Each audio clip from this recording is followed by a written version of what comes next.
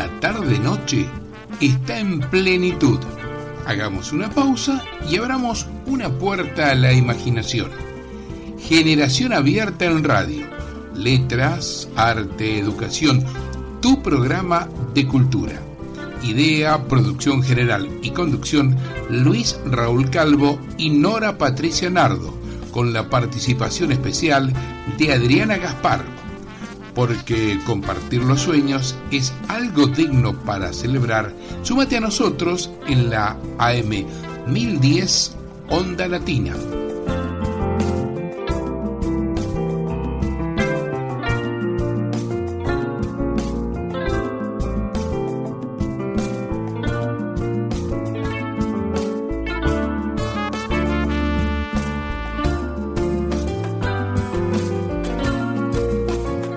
Acabamos de escuchar fragmentos de la versión instrumental de la canción de Los Primeros Amores de Luis Raúl Calvo con el acompañamiento musical del maestro Oscar La Higuera. Sin agua estancada, prevenís el dengue. Vacía, limpia y cepilla los recipientes que acumulen agua para eliminar larvas y huevos del mosquito que lo transmite. Encontrá más recomendaciones en buenosaires.gov.ar/dengue. Buenos Aires Ciudad. Vamos por más. Hola, ¿qué tal? Buenas tardes, noches, nuevamente acá en la M1010, Onda Latina, con Generación Abierta en Radio, Letras, Arte, Educación. Nos acompaña en la operación técnica Fabricio Guerrero, nuestros teléfonos 4372-2841 y 4372-3061. ¿Qué tal, Nora? ¿Cómo estás? ¿Qué tal? Buenas tardes a todas y a todos nuestros oyentes. Una alegría acá en la radio, en AM 1010 Onda Latina, muy bien acompañada por vos, Luis Raúl Calvo, y por Fabricio Guerrero. Haciendo radio, que eso es lo que nos gusta, ¿no? Así es. Y uno a veces pasa por Avenida de Mayo y dice, qué edificio lindo que hay en Avenida de Mayo 575. Y no sabe un poco la historia de este edificio. Es la Casa de la Cultura, antigua sede del diario Prensa, que había sido declarado Monumento Histórico Nacional. Y siempre ahí vamos a encontrar diversos actos culturales. Es sede de exposiciones artísticas que tiene por costumbre hacer eventos culturales, desde exposiciones de pintura y espectáculos a conferencias y congresos. Además del Salón Dorado y el despacho del director del diario, existen pinturas en casi todos los muros del palacio. En muchos casos fueron cubiertas por varias manos de pintura lisa y en su recuperación está trabajando el equipo de restauración. Existen además en el salón 3 grandes paneles con telas pintadas que relatan la vida de Esther, quien según el Antiguo Testamento refiere a una liberación de la nación por medio de una mujer. Qué interesante. Muy interesante. En el mismo salón, nos dicen, se encuentra en una pared un bajo relieve de figuras apocalípticas que anuncian una revelación. La letra P de palabra, de paz, de prensa, de periodismo. Apocalipsis quiere decir revelación. Ya en la Revolución Francesa sentían vivir en tiempos apocalípticos. La revelación era el ideal teológico revolucionario de la igualdad del hombre. El salón representa un templo laico consagrado a la igualdad del hombre a través del saber y las artes de la paz. Fue declarado Monumento Histórico Nacional en 1995 y el gobierno de la ciudad está llevando a cabo actualmente la refuncionalización de sus dependencias para convertirlo en un gran centro cultural. En el primer piso también se encuentra el pasaje Ana Díaz, vía de comunicación con el Palacio de Gobierno de la ciudad. Este espacio se utiliza como sala de exposiciones de artes como la pintura y la fotografía. Los subsuelos del edificio, donde antes estaban los talleres para imprimir el diario, se han convertido también en sala de exposiciones. historia y arquitectura. El diario La Prensa, además de editar un periódico, tenía una biblioteca con más de 80.000 volúmenes que llegó a inaugurar una sede en París y en distintos barrios porteños, consultorios médicos y odontológicos, estudio jurídico, escuela de música y un departamento para huéspedes ilustres donde se alojaron, entre otros, el músico Giacomo Puccini en 1905 cuando visitó Buenos Aires con motivo del estreno de su ópera La Bohème. O sea, es que yo recuerdo que cuando comenzamos a sacar nuestra revista Generación Abierta, a fines de los 80, bueno, ahí funcionaba, en ese edificio de la Casa de la Cultura, funcionaba el diario La Prensa. Y bueno, en ese lugar íbamos a llevar la revista, tratando de ver si podían hacer alguna reseña del número que editamos, siempre tan a pulmón todo, ¿no?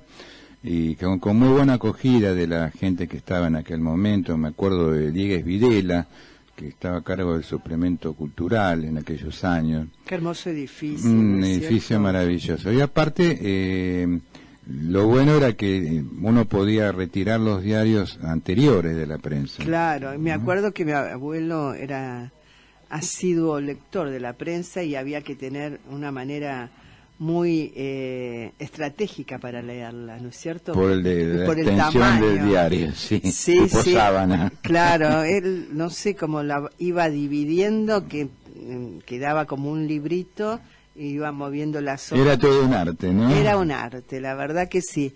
Pero bueno, excelente diario y mira, encima tenía una biblioteca y tenía estas escuelas y bueno.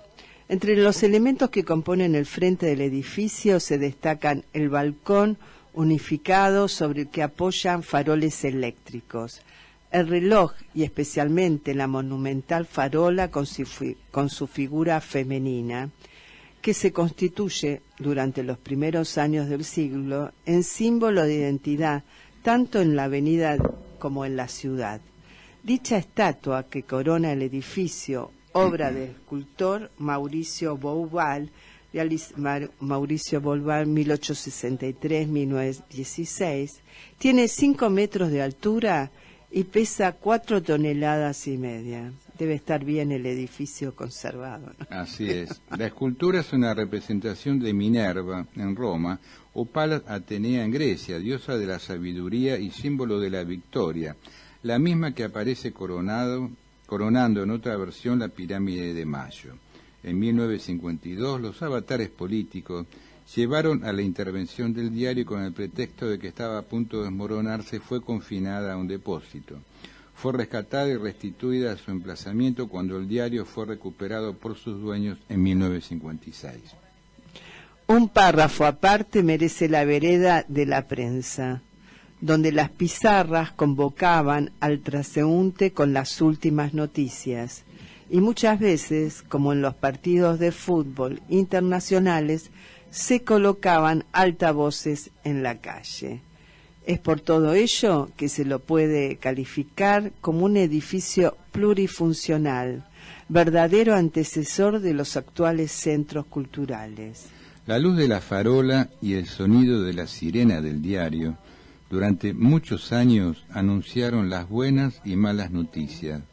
La sirena, que sonara por primera vez el 29 de julio de 1900, al conocerse la noticia de la muerte del rey Humberto I de Italia.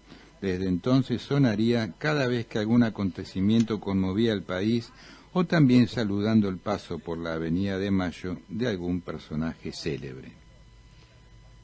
Muy bien, ¿y dónde está? ¿El Salón Dorado? El Salón Dorado, como dijimos, es un salón que está abierto a exposiciones y lecturas de poesía, presentaciones de libros. Es un lugar muy bello y bueno, con una acústica importante, ¿no? Dice, y buena capacidad también para congregar gente, ¿no? El Instituto Popular de Conferencias, que funcionaba en el diario, organizaba reuniones semanales ahí en ese salón. Las grandes figuras de las letras y las artes, tanto argentinos como extranjeras, pasaron, donde también se ofrecían conciertos. Además de un ejército de artesanos, 2 grandes maestros del arte, los argentinos, trabajaron en las pinturas decorativas del edificio. Nazareno Orlandi, 1861-1952, y Reinaldo Giudice, 1953-1921. Nacido en Ascolti Piceno, Orlandi llegó a nuestro país en 1889, invitado por su compatriota, el arquitecto Francisco Tamburini, para incorporarse al equipo de trabajo de la Casa de Gobierno. Se había formado en Florencia, especializándose en las grandes decoraciones. Entre sus obras recordamos las pinturas de las iglesias El Salvador, San Pedro y Santo Domingo, la antigua Biblioteca Nacional, el Consejo Deliberante, mirá vos todo lo que hizo, y el Cine Gran Splendid, hoy librería El Ateneo de la Avenida Santa Fe. En el edificio de la prensa realizó las magníficas pinturas de los techos del Salón Dorado. Reinaldo Giudice llegó a América cuando tenía 8 años. En Buenos Aires obtuvo una beca para estudiar en Italia, eligiendo el taller de Cesare Macari en Roma. De vuelta a nuestro país realizó una importante labor docente. Fue fundador del Ateneo y uno de los creadores de la Sociedad Estímulo de Bellas Artes. Giudice fue autor de paisajes, retratos y grandes composiciones de carácter histórico, como la presentación de San Martín en el Congreso de 1818. Sus magníficas grisal pinturas monocromas decoran el techo de las dependencias del primer piso, originalmente áreas privadas del doctor Paz y actualmente despacho del secretario de Medio Ambiente de la ciudad de Buenos Aires. Bueno, Salón Dorado, Casa de la Cultura, dirección Avenida de Mayo 575, el teléfono es 4323-9669 para aquellos que quieran contactarse, y el correo es salondorado-sc@buenosaires.gov.ar. Interesante, ya tenemos varios lugares para poder concurrir. Así es. Bueno, estamos en época en la cual durante este año comienzan las nuevas actividades, los nuevos estudios, ¿no? Y para aquellos que quieran seguir carreras de tipo artístico, está la enseñanza artística con una oferta acá en Ciudad de carreras, cursos, seminarios y digamos una grilla en la cual, bueno, cada uno puede ingresar, para los hijos, las hijas, ¿no? Y ir viendo, digamos, las diferentes ofertas que hay. Por ejemplo, tenemos el Conservatorio Superior de Música Astor Piazzolla, ¿no? Exactamente. Cuya formación superior musical pone especial énfasis en la música contemporánea y los nuevos recursos sonoros. Bueno, ahí hay varias carreras, por ejemplo, las carreras de grado. Empecemos por esa, a ver. Nuestro conservatorio, dice, otorga certificaciones en nivel inicial y medio y títulos oficiales en las distintas especialidades de sus profesorados. Por ejemplo, elegí tu carrera, instrumento, descubrí sobre nuestras carreras en instrumento y cómo inscribirte. Una formación instrumental, pluralista, no dogmática, abriendo el espectro estético musical, de modo que posibilite la inserción del músico y docente en el contexto artístico contemporáneo. El título que otorga: Profesorado de Música con orientación en instrumento, Profesorado Superior de Música con orientación en instrumento. El profesorado y el Profesorado Superior de Educación en Música con orientación en instrumento constituye una propuesta renovada de una tradicional instancia institucional de formación de músicos docentes que ofrece el Conservatorio Superior de Música de la Ciudad de Buenos Aires desde sus inicios. Sus egresadas, pueden desempeñarse como profesores en el sistema educativo general y especializado en música. como intérpretes en orquestas, bandas sinfónicas, otros ensambles y como solistas en el campo de la performance musical contemporánea. Bueno, mira qué interesante el perfil del egresado. El profesor de música con orientación en instrumento habrá desarrollado capacidades para desempeñarse profesionalmente como docente en los distintos niveles y modalidades educativas para las cuales habilita el título. Podrá desarrollar prácticas musicales de interpretación, improvisación, creación, recreación y arreglos de obras que se constituyan en estímulos para el aprendizaje, adecuados al contexto educativo. Podrán también desempeñarse en forma idónea y creativa como especialista en su instrumento solista y de conjuntos, interpretando repertorios musicales variados y de diferentes contextos. La carrera del profesorado de música con orientación en instrumento es de carácter presencial y la titulación habilita para desempeñarse en los siguientes niveles y modalidades educativas: inicial, primaria, secundaria, artística, educación superior y educación especial. Bueno, el campo de acción es importante, ¿no? Porque habilita para un montón de áreas, sí, ¿no? Es Propenderá la formación de un músico integral que pueda expresarse con un alto nivel interpretativo, adaptándose a los distintos niveles y modalidades de enseñanza. Muy bien. Bueno, acá entonces hay requisitos de ingreso, los profesorados y también de educación superior vigentes a partir, ya desde hace unos años. Que son haber aprobado todas las asignaturas del ciclo medio, trayecto artístico profesional o un examen de ingreso que acredite sus conocimientos musicales. Este examen comprenderá las asignaturas A, instrumento; B, teoría y práctica de la música; C, práctica de conjunto, práctica coral o música de cámara. Así es, pero también tenés en el conservatorio, si querés, podés estudiar composición, que en una mirada actual desde los medios mixtos aborda la producción con instrumentos tradicionales y medios electroacústicos, el cruce con otros lenguajes en los 4 niveles de composición. O sea, tenés tecnicatura superior en composición con medios mixtos y en otro momento vamos a hablar un poquito más acerca de esto, ¿no? Que el título que otorga es técnico superior en composición, que dura 3 años, que la tecnicatura en composición con medios mixtos propicia la producción musical integral con instrumentos acústicos tradicionales, electroacústicos, el cruce transversal, en otros lenguajes artísticos, que favorecen la inclusión de obras que contemplan la ampliación de la experiencia compositiva por medio de la vinculación de disciplinas, como ser la performance, el video, el teatro y la danza. ¿Qué requiere todo esto del desarrollo de habilidades, destrezas, capacidades y competencias específicas y diferentes de un compositor musical tradicional, por lo que surge la necesidad de establecer una formación definida para este perfil? Estamos hablando entonces del Conservatorio Superior de Música de la Ciudad de Buenos Aires, Astor Piazzolla. Muy bien. Bueno, vamos a ir al espacio musical. Ricardo Héctor Reyes.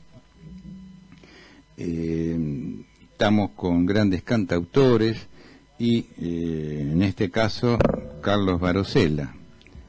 Carlos Barosella, que nació el 18 de diciembre de 1939 en Aedo, localidad de la provincia de Buenos Aires. Cursó sus estudios secundarios en el Colegio Nacional de Morón. Más tarde ingresó a la Universidad de Buenos Aires, donde estudió la carrera de literatura y luego la de agronomía. En 1949, durante unas vacaciones junto a su familia, conoció la localidad balnearia de Villa Gesell, que resultó su inspiración para componer poemas y canciones que dieron origen al disco Baladas de la Villa, con 4 temas que representaban a cada estación del año: Villa Dormida, Otoño, Lluvia y Muchacha del Mar. Su producción discográfica llegó a sumar 8 discos. ¿Cuál es la canción más popular de Carlos Barosella? Nora. Tu nombre en la arena. es el tema que algunos señalan como el más destacado. Yo creo que tiene muchos temas destacados porque un excelente letrista con muchas pinceladas poéticas, sus letras, ¿no? Tanto a nivel internacional como maravilloso. y como nacional, ¿no? Llevó a cabo diversas presentaciones en Villa Gesell, algunas de ellas acompañadas por el también poeta y cantautor, a quien nos hemos referido, ¿no? Otro gran cantautor argentino que es Ignacio Anzoátegui, junto a quien compuso varias canciones y editó algunos discos. Están un poco olvidados estos grandes músicos. Nosotros siempre lo traemos porque realmente es la producción, la obra musical es excelente, ¿no? Así es. Bueno, vamos a escuchar a Carlos Barosella en este tema que se llama De ti, ¿qué será de ti? Adelante, Fabricio.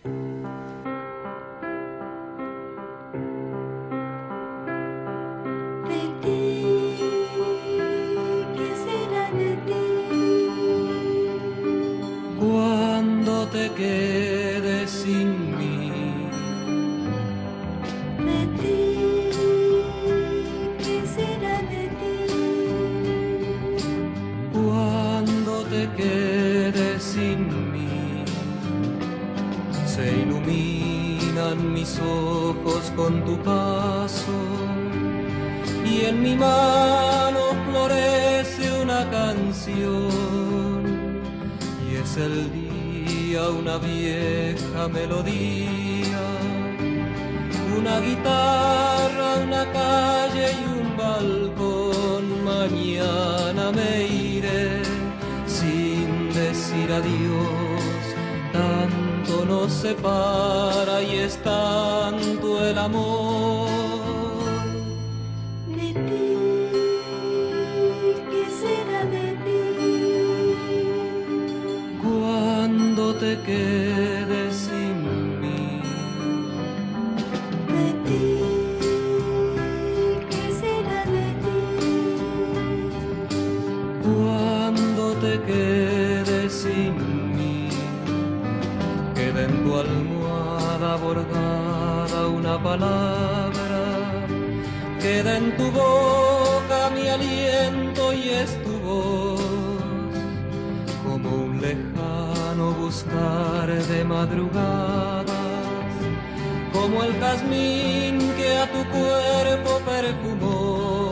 Mañana me iré sin decir adiós, tanto nos separa y es tanto el amor.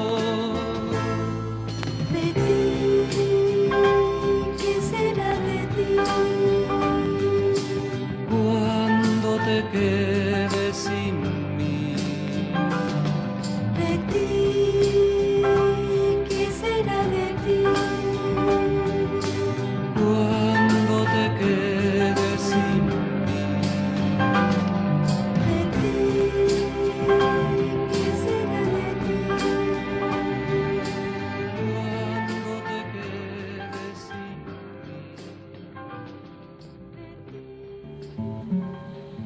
Artes visuales, vanguardias y colectivos artísticos. Buenas tardes a toda nuestra audiencia. Y hoy me gustaría leerles algunas reflexiones de uno de los más grandes artistas del siglo XX, de Joan Miró, para ubicarlos también en el contexto que le tocó vivir y bueno, la importancia y la incidencia de estas reflexiones sobre su obra y sobre el ámbito artístico y la creación y la obra de arte en el marco de un movimiento tan particular, pero a su vez tan rico, tan extenso y tan influyente como fue el surrealismo.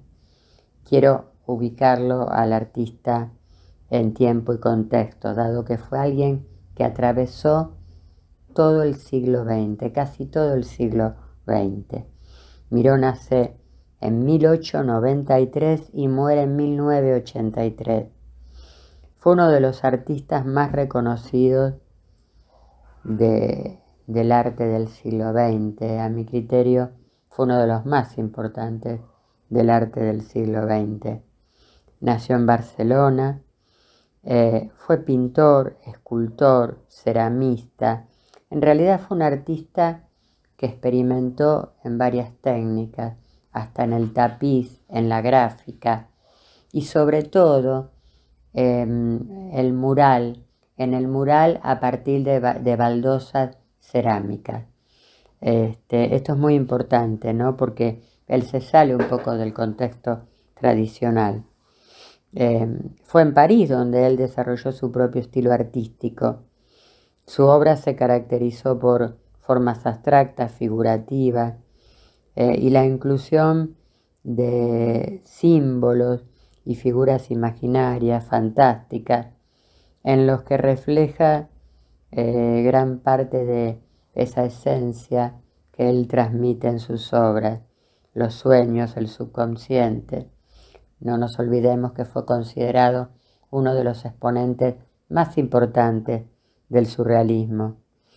Además de su obra artística, Miró también fue un importante defensor de la libertad y la democracia.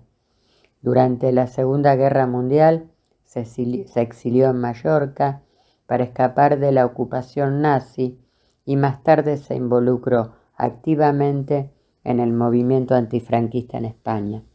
Esto antes de leer algunas reflexiones del artista me parece importante porque creo que a los artistas y a las artistas hay que, cuando uno habla de su obra, tiene que mirar el contexto, no solo el contexto que le tocó vivir, sino también en el contexto que él o que ella eligieron vivir.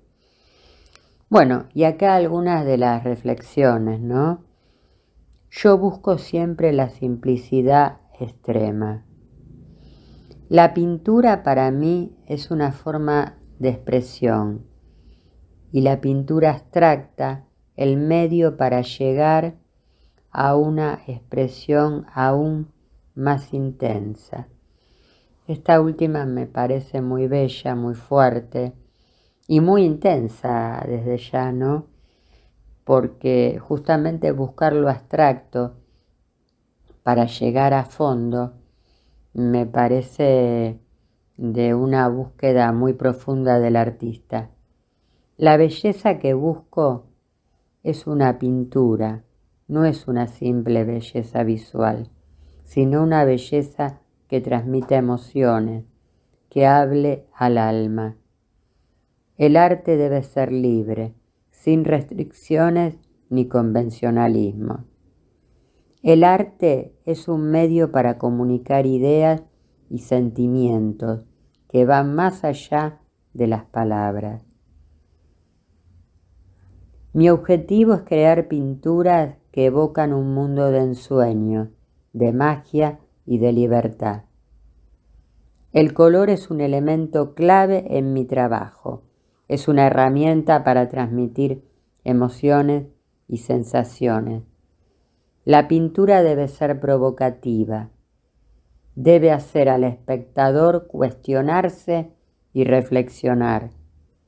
La creatividad no tiene límites. No hay reglas ni fórmulas preestablecidas. Cada artista debe encontrar su propio camino. Mi inspiración viene de la vida cotidiana, de la naturaleza, de los sueños y de la imaginación.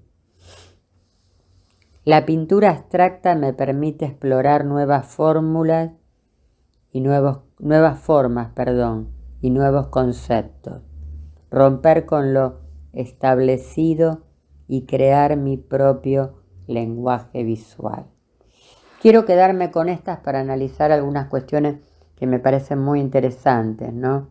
Esto de hacer tanto hincapié en lo que para él significa la pintura abstracta, en esa fortaleza, en ese compromiso que le otorga a la pintura abstracta, en esa fuerza que le otorga al color y a la forma, en ese lenguaje visual.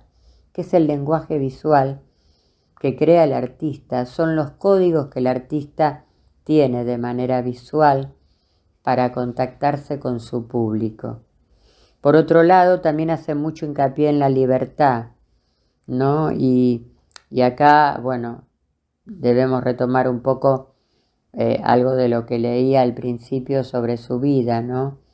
La libertad para él era fundamental, no solo para transitar como un ciudadano más, sino también como artista, para poder transmitir. Permanentemente habla de una pintura provocativa a modo de hacer cuestionarse y reflexionar al espectador.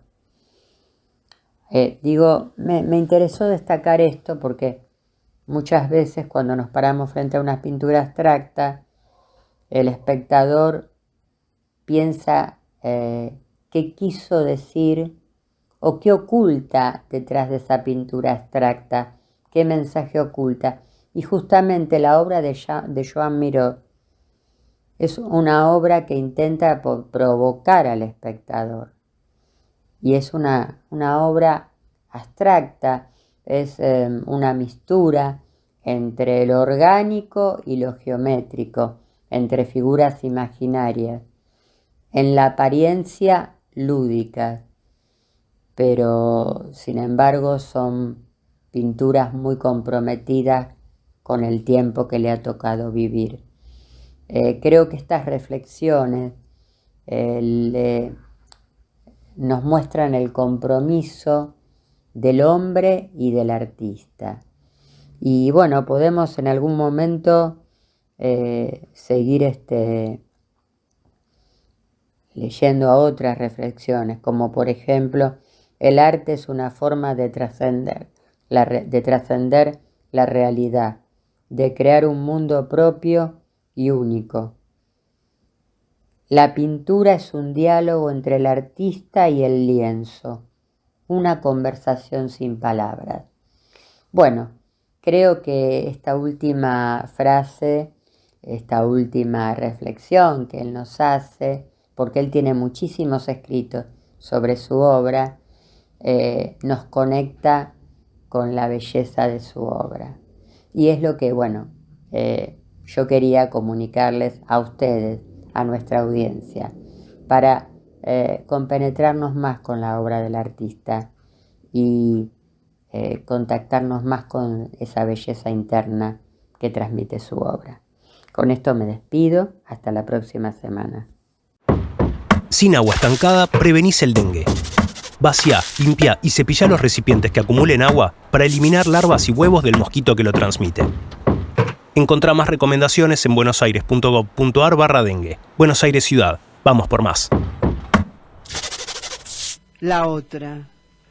Yo fui la Helena que lloró Cartago, llamó a los invasores su delirio, y también la Eva, primígenia, que azorada huyó del paraíso, y Penélope tejiendo y destejiendo, la Juana de los mártires, hoguera, la cautiva soñada por los indios, esa mujer que huye del espejo.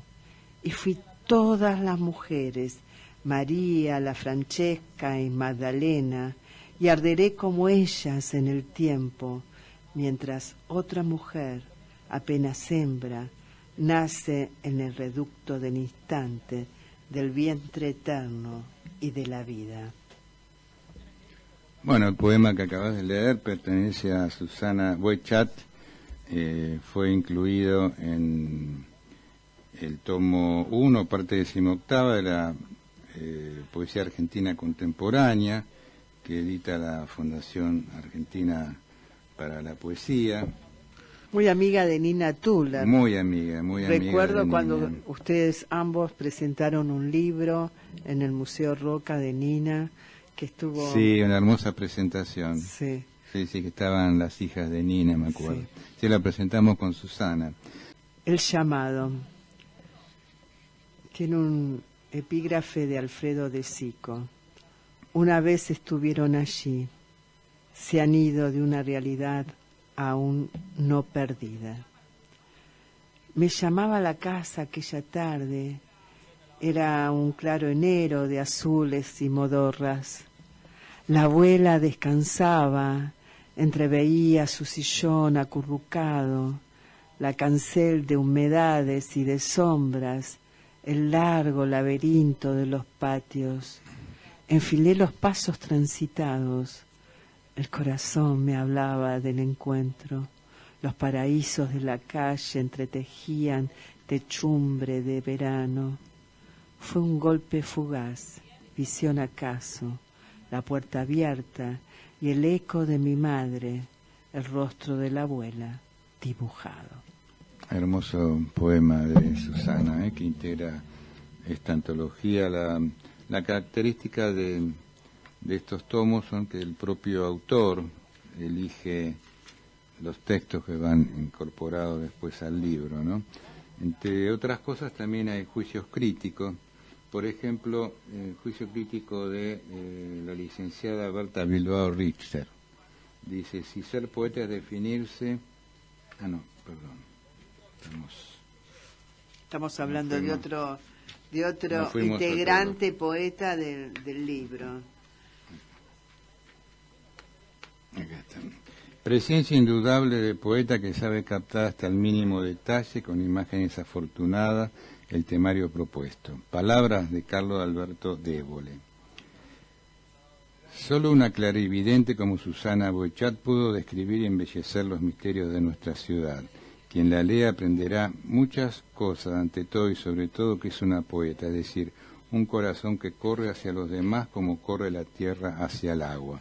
Estas palabras son de César Tiempo. Usted tiene algo que decir y lo dice con valentía y eficacia. León Benarós. Eduardo Budiño Kiefer, por lo pronto, dice, ha encontrado a alguien que posee el ritmo interior, que es la verdadera poesía. Cuando hay ritmo interior vital, hay ritmo verbal, oral o escrito. Muchos creen que se trata de rima, en realidad es música y la música está en los libros de Susana Boechat. Las imágenes son mágicas y al mismo tiempo perfectamente creíble. Decir de Susana que nacida en Buenos Aires, profesora en lengua española, latín y literatura, máster en lengua y literatura en la Universidad Nacional de Rosario, también psicóloga social, posgrado en ciencias de la educación, ha ejercido como profesora en Instituto de Formación Docente, entre ellos el Instituto Superior del Profesorado Joaquín B. González. Fue directora de la Escuela Normal de Campana, inspectora a nivel superior dentro de la jurisdicción nacional y el de la provincia de Buenos Aires. Poeta, cuentista y ensayista, ha ocupado puestos relevantes en la SADE, siendo coordinadora en el Instituto Cultural y Literario Hispánico de California. Actualmente, esto es del año 2000 y pico, ¿no? Fue presidenta del Instituto Amigo del Libro Argentino y Americano, ha escrito más de 16 libros, entre ellos 12 libros de poemas y 4 de ensayos, ha intervenido en casi un centenar de antologías dentro y fuera del país, figura en el diccionario ¿Quién es quién? De la Sociedad Argentina de Escritores y en ¿Quiénes son los escritores argentinos? De la editorial Crisol y el diccionario de poetas femeninas de la editorial Ataller de Madrid, España.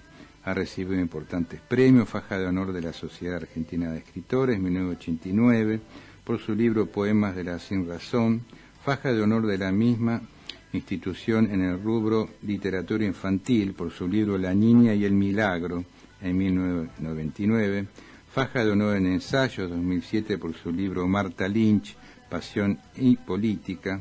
En 2008 la distinguieron con el premio Clara Silva en el Uruguay y con la Orden del Libro en la filial Zárate de la SADE. Diversas distinciones, como decimos. Fue nombrada académica por la Academia de Letras y Artes de Brasilia, Brasil, ocupando el sitial Jorge Luis Borges. Vamos a otro poema de Susana.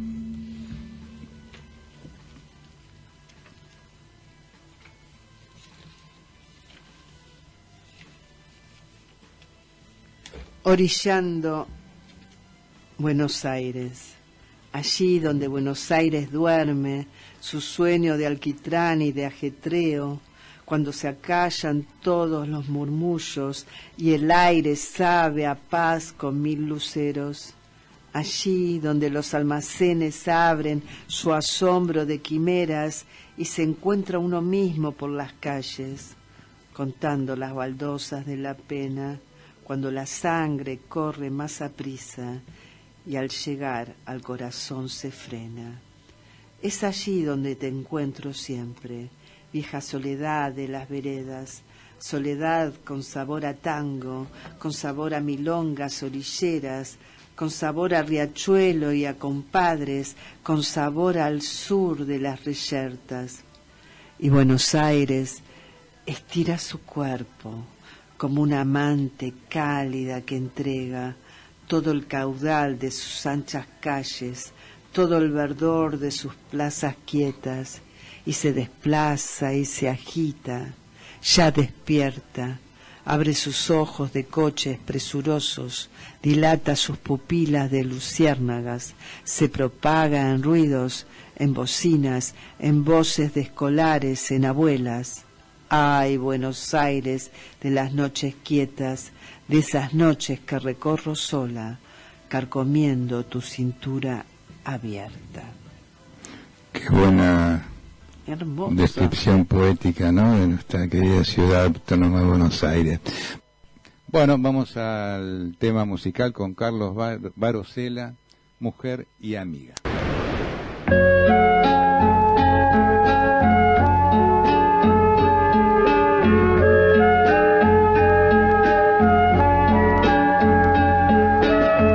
Déjame soñar contigo en esta noche. Quiero yo encender luceros en el cielo para grabar tu nombre en cada estrella, para gritar lo mucho que te quiero.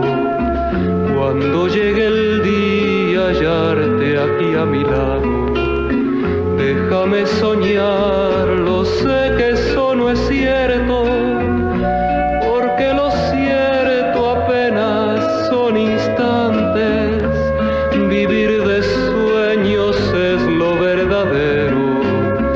Dulce paloma de mi alma, sueño que se hizo realidad, mía, por siempre solo mía, mujer, niña y amiga.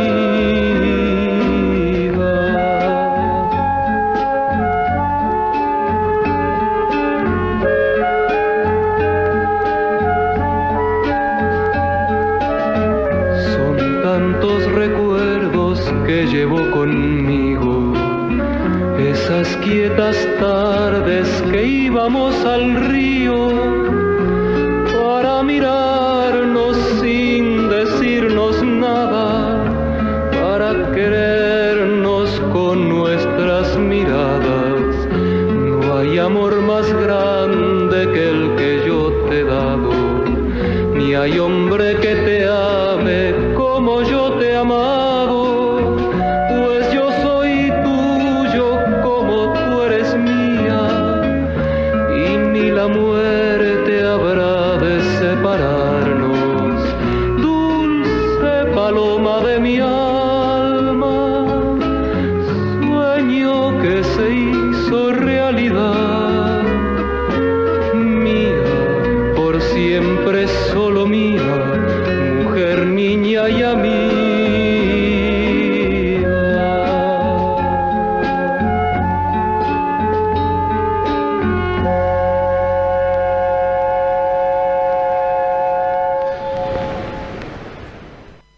Qué buen tema este, ¿eh? Hermoso, Mujer y amiga. es uno de los temas emblemáticos, Mujer y Amiga. Volvemos a Susana Boechat. La característica de esta antología es que también le hace algunas preguntas a los entrevistados acerca de temas poéticos, ¿no?, y de su vida en general. Por ejemplo, Susana dice, Leí mucho en mi infancia y pubertad, así comencé a escribir poesía a los 11 años, poemas de amor o de admiración por algún político que mi padre me hacía ver y escuchar. Mi madre influía en la recitación de poemas de grandes autores. Profesionalmente, mi primer libro con un título muy sugerente fue Yo porque sí, en 1974. Pertenezco a la generación del 70, marcada por los golpes militares y los reductos de cultura. Acerca de influencias, dice, dado mis estudios universitarios, influyó en mí toda la poética española, principalmente la generación del 27, pero mis referentes más claros fueron la poesía italiana del siglo XX, y en nuestro país toda la brillante generación del 40, principalmente Carlos Alberto Débole, mi maestro, que me enseñó a buscar el lenguaje estético en composiciones breves, y Jorge Luis Borges, el gran poeta argentino y universal que leo y releo siempre. Bueno, qué interesante, ¿no? Qué bueno que destaque a Débole, ¿no? Como su maestro, y que la formó un poco, ¿no? En esa generación fue muy importante la palabra de Débole también, Así ¿no? es.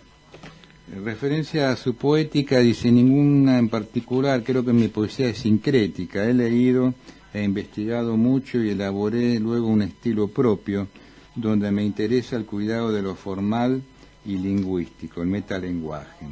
Me interesa buscar su verdad y la del mundo, dice. La poesía, como decía Mario Benedetti, es el género más libre, es el símbolo de la libertad cultural, y es la creación misma, como decía Borges. El mundo necesita la poesía para que la belleza espante a la violencia y a la muerte. Dice Susana Boichat, la lectura de los clásicos es fundamental. Nos ayuda, nos renueva, nos enriquece. Pero no creo en las propuestas de academias, universidades para formar al poeta. La poesía puede o no ser comprometida, pero debe transmitir belleza lingüística, llenar de luz el alma dolorida. Me integro a grupos, dice, he dirigido algunos, pero en esta materia soy muy selectiva. Quiero compartir o aprender del otro. Creo sí en las amistades con poetas señeros de la literatura, hombres o mujeres. Estimo que finalmente la tarea de todo escritor se hace en la soledad, alejado de eventos meramente sociales. Bueno, Susana Boichat, nuestra poeta de hoy en Generación Abierta en Radio. Excelente. Bueno, estamos acá con un libro que me regalaron hace unos años, 8 precisamente, de Umberto Eco. A ver. Justamente lo regaló, que hemos hablado de Carlos de Martino y de la fonoaudióloga Lilia, en febrero de 2017. Tiene una hermosa, ¿cómo se dice? Bueno, se me va la palabra, pero no importa. Dedicatoria. Dedicatoria. Cuando la naturaleza surge, dice, hermosa Nora, muchas felicidades. Cuando la naturaleza surge en toda su magnificencia, amanece tu poesía. Para un pensamiento mayor como el de lo poético, la poesía, solo caben ideas de un nivel similar. A disfrutar, bueno, abrazo fuerte, febrero de 2017, el libro de Umberto Eco, De la estupidez a la locura, crónicas para el futuro que nos espera. Voy a leer simplemente lo que dice en la tapa, que dice: cuando yo era joven, nos dice Umberto Eco, había una diferencia importante entre ser famoso y estar en boca de todos. Muchos querían ser famosos por ser el mejor deportista o la mejor bailarina, pero a nadie le gustaba estar en boca de todos por ser el cornudo del pueblo o una puta de poca monta. En el futuro, esta diferencia ya no existirá. Con tal de que alguien nos mire y hable de nosotros, estaremos dispuestos a todo. La verdad que con 10 años atrás que lo escribió, cuánta verdad en todo esto, ¿no? La verdad.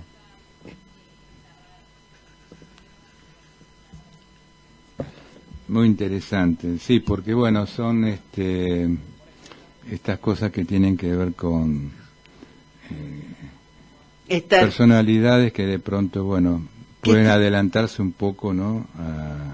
A lo que viene y ser un poco, estar al tanto antes del hecho que ocurre, de lo que va a venir, ¿no? Claro, porque Ese bueno, es el él tema. anticipó esta cuestión de que todo el mundo quiere tener un like, todo el mundo quiere estar en la boca de todos, que se hable de él, sea porque por cualquier motivo, ¿no? No ya por que uno se destaque en algo, sino no importa, mi marido me engañó con la actriz esta, o los hijos de fulano son de sultano. Bueno, eso es la irrupción ya de lo íntimo, ¿no? La irrupción de la vida íntima en los medios. Claro. ¿No? Que yo recuerdo que Pero en otras épocas era algo impensado, además se hablaba mal de todo eso, ¿no? Bueno, por eso es lo que esta referencia que hace Humberto Eco, Claro. que no importaba, antes sí importaba, Sí, importaba. ¿no? Todo el mundo quería estar en boca de todos, pero por ser el mejor. Y ahora no importa por qué, las cosas es estar. Y también nos habla... Bueno, porque cambiaba un poco el concepto de ser famoso, también cambió. El ser famoso en aquella época tenía que ver con haber logrado un escritor una obra consolidada, sólida, ¿no? Exacto. Y que trascendiera. Sí. Ahora ser famoso es poder acceder a los medios. Ahora podés ser muy berreta, pero igual si accediste a los medios ya te consideran famoso. Exactamente. Es increíble. Ujú. Bueno, esa es la decadencia. En uno de los artículos habla de la sociedad líquida y dice, como es bien sabido, la idea de modernidad o sociedad líquida se debe a Zygmunt Bauman, al que desee entender las distintas implicaciones de este concepto, dice, le será útil leer Estado de Crisis, obra en la que Bauman y Carlo Bordoni debaten sobre este y otros problemas. La sociedad líquida empieza a perfilarse con la corriente llamada posmodernismo, término comodín que puede aplicarse a multitud de fenómenos distintos, desde la arquitectura a la filosofía y a la literatura, y no siempre con acierto. El posmodernismo marcó la crisis de las grandes narraciones, que creían poder aplicar al mundo un modelo de orden. Tenía como objetivo una reinterpretación lúdica o irónica del pasado, y en cierto modo se entrecruzó con las pulsiones nihilistas. No obstante, para Bordoni, también el posmodernismo está en fase decreciente. Tenía un carácter temporal, hemos pasado a través de él sin darnos cuenta siquiera, y algún día será estudiado como el perromanticismo. Se utilizaba para señalar un fenómeno en estado de desarrollo y se ha representado una especie de trayecto de la modernidad a un presente todavía sin nombre. Para Bauman, entre las características de este presente en estado naciente, se puede incluir la crisis del Estado.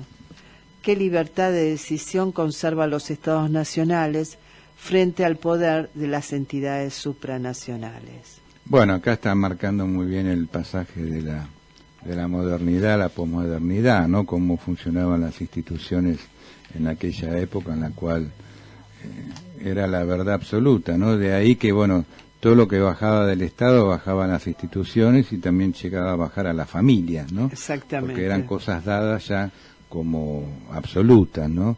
El pasaje a la modernidad va implicando justamente el terreno de la duda, ¿no? Poner en suspenso todo. Es así, cómo desaparece, ¿no?, el Estado, que es una identidad que garantiza a los individuos la posibilidad de resolver de una forma homogénea los distintos problemas de nuestro tiempo.